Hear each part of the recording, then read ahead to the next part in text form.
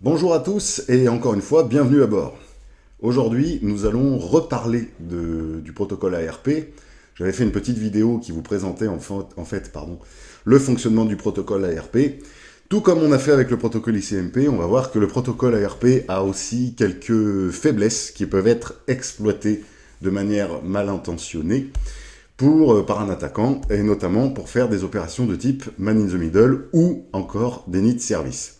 Tout ça, ça se fait avec une technique qui s'appelle l'ARP spoofing ou l'ARP cache poisoning. C'est la même chose. Le principe est en fait de faire croire à un périphérique que la passerelle ou qu'un autre périphérique est en fait celui de l'attaquant. Donc ça se fait en manipulant en fait le cache ARP de la victime. Et c'est ce que je vais tenter de vous expliquer et de vous démontrer aujourd'hui. On y va. Alors tout d'abord, un petit rappel, je vais reprendre un petit élément du diaporama que j'avais fait la dernière fois sur le principe de fonctionnement d'ARP. J'avais pris comme petit exemple en fait des salles dans lesquelles il y avait Alice, Bob, je ne sais plus leur prénom, avec en 5, je crois que c'était Étienne, qui étaient toutes reliées. Et en fait le principe d'ARP, c'était que les personnes ne savaient pas dans quelle salle les autres personnes se situent. Donc, le seul moyen d'envoyer un message pour un des participants, c'était de crier, en fait, d'annoncer à tout le monde, de demander à tout le monde où est Bob, par exemple. Bob répond, forcément, vu qu'il entend son nom, il dit qu'il est en salle 2, et du coup, Étienne écrit dans son petit calepin qui représente le cache ARP que Bob est en salle 2, et du coup, Bob écrit aussi que Étienne est en salle 5, parce que forcément, il sait maintenant que Étienne est en salle 5. Maintenant, on va imaginer un attaquant, un opérateur malveillant, ici représenté en rouge, et on va imaginer qu'il va faire quelque chose d'inattendu, c'est-à-dire qu'il va crier à tout le monde « Étienne est en salle 6 ». Lui, on va dire qu'il est en salle 6. À ce moment-là, en fait, tous les autres, forcément, ils vont pas avoir d'autre choix que de faire confiance à cette nouvelle annonce, et ils vont tous écrire dans leur petit calepin et dans leur petit cache ARP « Étienne égale salle 6 ».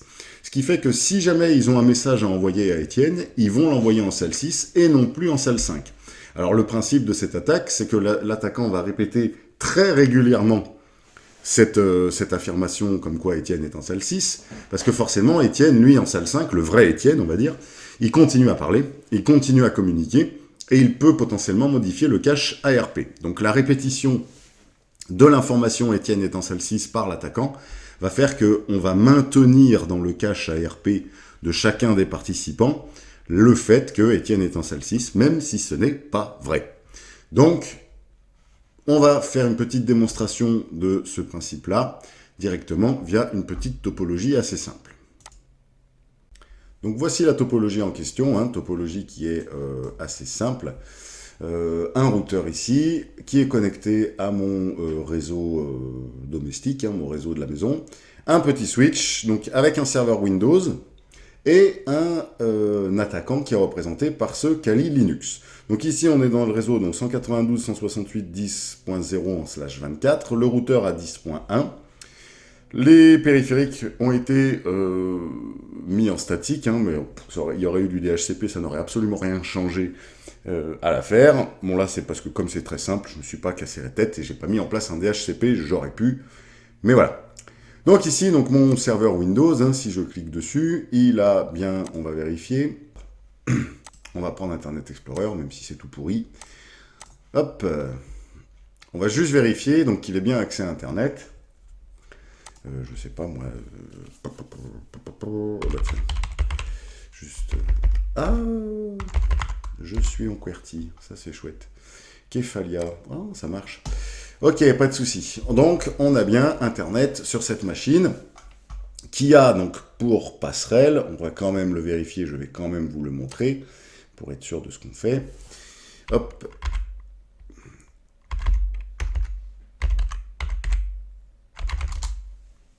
192.168.10.1, on est bien d'accord qu'il s'agit de notre petit routeur qui a ici, qui est connecté directement à mon réseau domestique. On est tout à fait d'accord. Maintenant, si j'affiche la table... Ah oui, j'ai oublié de mettre c'est ici. Non, c'est pas ici, c'est pas ici, c'est ici. Je vais y arriver. Donc si j'affiche le cache ARP, je vois bien donc qu'il a enregistré ici l'adresse physique, donc l'adresse MAC de 192.168.10.1 et qu'il l'a mis en 50.00.00.04.00.00. C'est bien un type dynamique, hein, les autres étant des entrées qui sont statiques. Donc là, c'est bien un type dynamique, il l'a donc bien appris d'une certaine manière quelque part. Donc le quelque part en question, on l'avait vu que c'était via justement les requêtes ARP, requête réponse. À chaque fois qu'il y a une demande, une petite requête pour récupérer l'adresse MAC de la machine avec laquelle on veut communiquer, et on inscrit ça dans le cache ARP. Donc on va voir ça tout de suite par un petit exemple. Je vais d'abord allumer Wireshark. Grâce à Wireshark, on va pouvoir voir un petit peu ce qui se passe au niveau ARP et essayer de comprendre comment l'attaque type ARP spoofing peut arriver à réussir. Donc je vais lancer la capture sur l'interface Ethernet de mon Windows Server. Donc là, je ne vois pas grand-chose forcément, étant donné que mon réseau est tout petit. Alors par contre, j'ai fermé, j'aurais pas dû fermer. Voilà, donc je vais déjà dans un premier temps effacer le cache ARP. Alors pour cela, la commande ARP-D. Voilà, donc là le cache ARP a été effacé. Et immédiatement, vu qu'un Windows a toujours besoin de communiquer, alors attendez, je vais mettre un filtre, ce sera plus simple à voir. Donc immédiatement, hein, comme on l'avait dit, qui a, donc mon ordinateur, mon Windows Server demande à tout le monde qui a 192.168.10.1, répondez à 192.168.10.100 et mon routeur, bien gentil, fait son boulot et répond 192.168.10.1 est à nanana. Donc si je raffiche ma table ARP, normalement j'ai à nouveau effectivement l'entrée de mon routeur, de ma passerelle, vu que c'est ma passerelle par défaut. Très bien. Maintenant, nous allons ouvrir le Kali Linux. Et voilà, nous allons pouvoir lancer l'attaque donc avec un utilitaire hein, qui s'appelle ARP Spoof. Ben voilà, il l'a retenu. ARP Spoof. Alors, je vais le mettre en grand, comme ça on va y voir plus clair. Là, j'efface parce que j'ai fait n'importe quoi. Spoof. Décidément, je vais pas y arriver. Hop. Alors, capnetnote. Alors, sudo ARP Spoof. J'aimerais qu'il... Voilà. Donc, ARP Spoof qui fonctionne de la manière suivante. Donc, la commande ARP Spoof, -i si on veut spécifier l'interface. -c pour own host to boss. Hein. Le plus intéressant, c'est le -t target. Et enfin, host, c'est-à-dire l'adresse que l'on souhaite usurper. Donc là, par exemple, je peux très bien, si je le souhaite, utiliser ça en mettant comme cible mon serveur Windows et comme adresse usurpée, la passerelle. Qu'est-ce que ça va faire si je fais tout ça? En faisant ceci, je vais en fait dire à mon serveur Windows... en gros, la passerelle, là ici avec mon Kali, je vais lui dire la passerelle, c'est moi.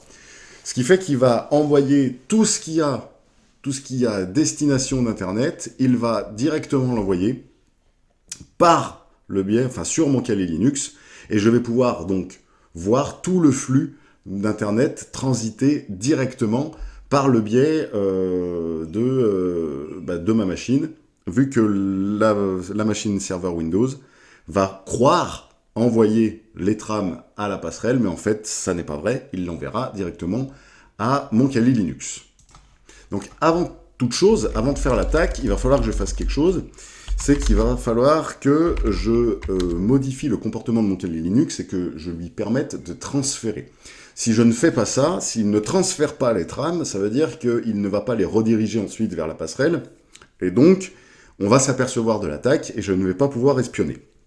Donc pour ça, je vais aller modifier le fichier 6c, si j'arrive à écrire 6ctl.conf, et je vais aller chercher la commande netipv, voilà, netipforward, je la décommente, netipv4 forward 1, j'enregistre, je quitte, et sudo 6ctl-c pour appliquer. -P, pardon, pour appliquer. Voilà, donc là, il me l'a bien pris en compte. Donc là, ça veut dire qu'il forward. C'est-à-dire que j'ai en gros transformé mon Kali Linux en routeur. Donc quand il reçoit un paquet qui n'est pas pour lui, un paquet IP, j'entends, hein, qui n'est pas pour lui, il va le retransmettre à la personne qui doit le recevoir. Mon cache ARP, bien entendu, contient, comme celui du Windows, l'adresse, donc 192.168.10.1 avec son adresse MAC. Donc mon Kali Linux, lui, il sait qui est sa passerelle, donc il va pouvoir lui retransférer les paquets. Très bien. On va maintenant lancer du coup l'attaque, donc ARP spoof. Donc on a dit -T ma machine Windows, .10.100, et j'usurpe l'identité de ma passerelle. Alors, je vais écarter un peu ça pour mettre le Windows à côté avec le Wireshark, histoire qu'on puisse voir ce qui se passe en live sur la machine. Bon, là, on voit mon Windows qui a fait plein de demandes. Donc, je vais lancer l'attaque. Ah, et j'ai oublié le sudo, encore une fois. Donc là, je suis en train de lancer l'attaque. Donc là, qu'est-ce qui se passe à ce niveau-là? Mon Windows est en train de recevoir des messages pour dire, alors déjà, le premier message qui a répondu donc, à ma Kali Linux, hein, ma Kali Linux a demandé qui a 192.168.10.100, histoire de récupérer son adresse MAC, et maintenant, il le spam en quelque sorte, hein, donc Nexocom, c'est mon Kali Linux. Donc, mon Kali Linux n'arrête pas de répéter, 192.168.10.1 est à 00.0050.00.03.00, qui est l'adresse MAC, non pas de mon routeur, mais bien de mon Kali Linux. Si je vais voir maintenant dans le cache ARP de mon Windows, on va voir que ici, là, si je regarde ici, je vois bien la vraie adresse MAC de mon routeur. Si je regarde ici, effectivement, ça n'est plus la même. Et, comme par magie, c'est exactement la même que la 192.168.10.200, donc qui est mon Kali Linux. Donc là, c'est flagrant, hein, quand on voit quelque chose comme ça dans un cache ARP, c'est qu'il y a une usurpation qui est en cours. Donc là, si vous regardez bien, hein, mon Kali ne s'arrête pas, ne s'arrête jamais d'envoyer ce genre de message. Et en fait, qu'est-ce qui se passe? Si jamais ici, j'ouvre Wireshark sur mon Kali, Wireshark, on va voir ce qui se passe.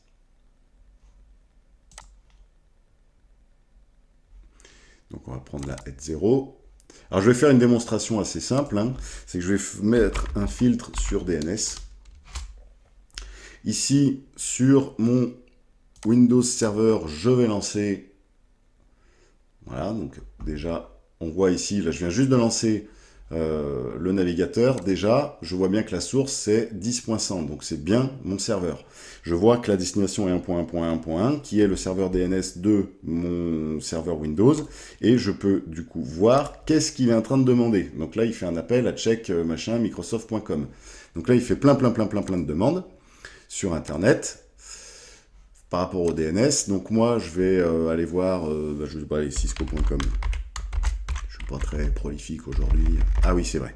C'est vrai qu'ici, je suis en QWERTY. Donc c'est pas là. On va y arriver. Ah oui, non, c'est même pas du QWERTY, c'est du bizarre. Ok. Cisco.com. Donc là, on va voir apparaître une nouvelle ligne, normalement. C'est pas ici. Voilà. Keris, cisco.com. Donc là, moi, sur mon Kali Linux, je suis en train de voir que ma machine est en train de faire est allée visiter le site cisco.com. Donc ça, on peut le faire de plusieurs manières. Alors, si j'enlève le filtre DNS, bien entendu, je vois plein de choses. Alors déjà, dupe hack. Pourquoi? Parce que forcément, il y a forcément un hack qui est reçu de la passerelle. Et là, vu que la passerelle, c'est pas la même, enfin c'est pas la vraie, donc ça fout un peu le bordel dans TCP, hein, fatalement, vu que la destination change. Donc je vois bien du TCP, je vois bien de l'ARP, donc si là je continue, je sais pas moi, Explore Cisco, donc je vais bien voir du TLS, voilà, qui passe sur le 104.69.2.211, qui doit être le site de Cisco. Bon, bien entendu, on va arrêter la capture parce que c'est n'importe quoi, bien entendu, on est bien d'accord que tout le trafic ici, étant donné qu'il est en HTTPS, Mon Kali Linux ne peut pas, tel quel, le lire. On ne voit absolument rien, hein, tout est chiffré. On pourrait tout à fait imaginer la mise en place d'un proxy à inspection de contenu avec un certificat qui soit renvoyé et installé sur le Windows. Et là, à ce moment-là, on pourrait voir absolument tout le trafic qui passe. Mais déjà, comme je vous l'ai dit, le petit exemple, simplement avec le DNS, on peut voir absolument tout ce que visite le PC, le serveur Windows. Parce que je suis en train de lui faire croire que je suis sa passerelle. Donc là, je vais arrêter l'attaque. Alors vous allez voir qu'il y a un truc assez marrant quand j'arrête l'attaque.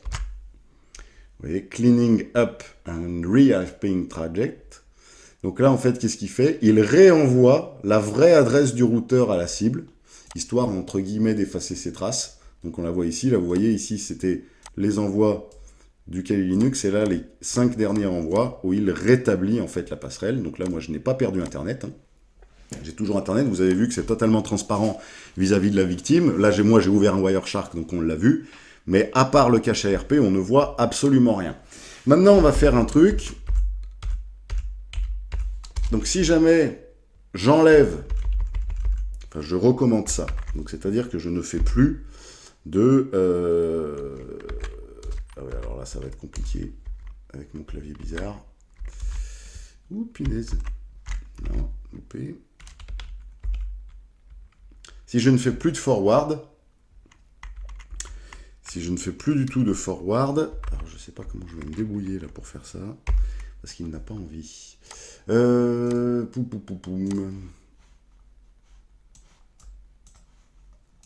Donc, je vais le faire comme ça.